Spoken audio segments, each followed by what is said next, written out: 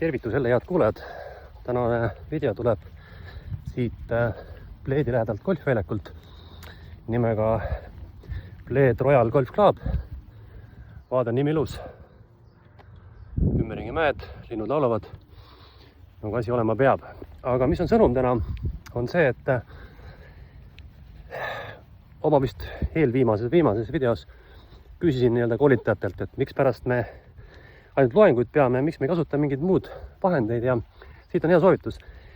Kasuta raamatuid, kasuta pilte, kasuta erinevaid sümboleid, ma ei tea, lugusid oma koolituse või loengu läbiviimiseks.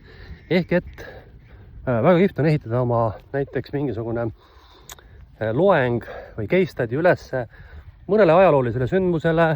Täna näiteks me käsitlesime seda, kuidas Aadam ja Eeva paradiisist välja kihutati ja kuidas seda siis saab tuua näiteks turunduse või strateegilise juhtimise või minu pärast inimpsühholoogia konteksti.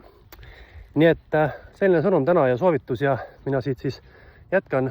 Selja taga paistab esimene tiiala, ma olen kuskil oma palliga siinsamas ja igal juhul ilusat suve teilegi ning kuulmiseni saab hea.